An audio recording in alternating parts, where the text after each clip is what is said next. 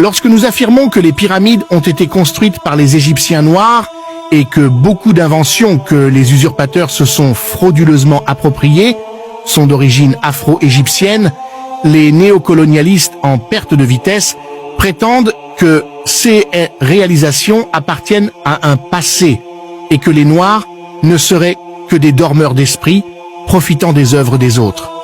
Pourtant, l'homme occidental a volontairement ignoré de mentionner dans ses encyclopédies les réalisations révolutionnaires des Noirs qui ont changé le monde à jamais.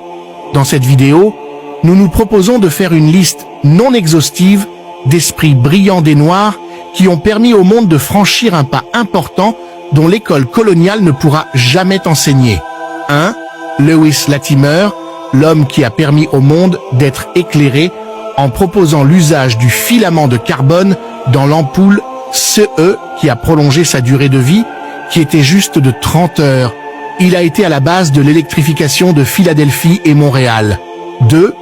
Garnet Morgan, un noir qui a inventé le masque à gaz, sans quoi la Seconde Guerre mondiale n'aurait pas abouti au même résultat.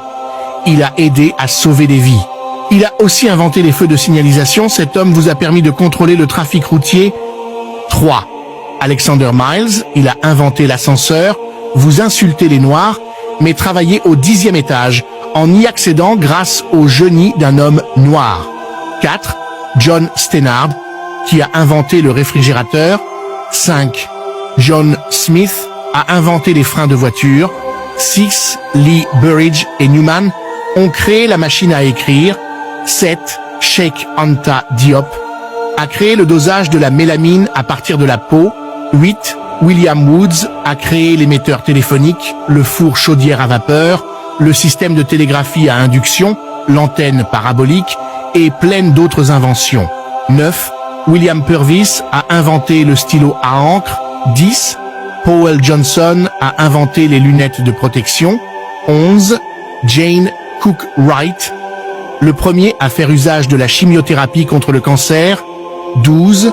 Daniel Hale Williams, le premier à réussir une opération à cœur ouvert. 13. Philippe Emeagwali, l'homme qui détient le plus grand nombre des brevets en informatique. Il a mis au point plusieurs logiciels et a créé l'ordinateur le plus rapide avec 1,3 milliard de calculs par seconde. 14. James Lewis a créé l'antenne de détection par radar. C'est exactement ce qui arrive lorsque vous laissez le privilège à l'ennemi d'écrire votre propre histoire.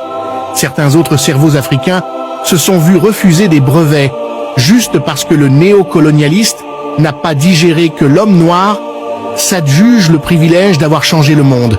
Des chercheurs gabonais, nigérians, ivoiriens, camerounais, congolais, béninois, sénégalais, togolais et autres ont mis au point des traitements contre des maladies considérées incurables, mais se sont vus supprimés par le néocolonialiste qui cherche à bloquer l'envol de l'Afrique. Maxwell Chikumbutso, un natif du Zimbabwe, après avoir créé un générateur à énergie gratuite, infini sans aucune conséquence sur l'écosystème, laquelle énergie a fait rouler une voiture sans aucune sortie d'énergie, voler un hélicoptère et allumer indéfiniment un téléviseur, le brevet lui a été refusé sous prétexte que son invention était contraire aux lois de la physique, puis contraint par les Américains de leur apprendre sa technologie. Un jeune étudiant de la RDC, Pierre Sédy, a récemment présenté un prototype d'une machine commandée par la pensée humaine. J'espère qu'une délégation venant de l'Occident l'a déjà contacté en vue de voler son invention pour s'en approprier comme ils l'ont fait avec notre histoire.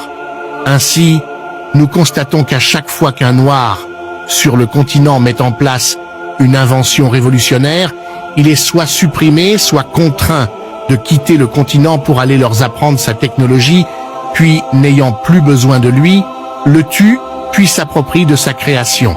La plupart de nos gouvernements en Afrique sont distraits.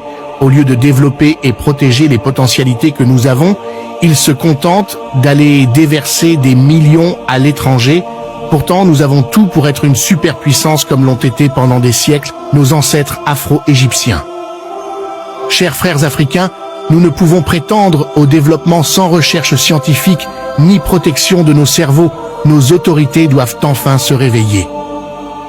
Combattants de la liberté, like, abonne-toi et partage.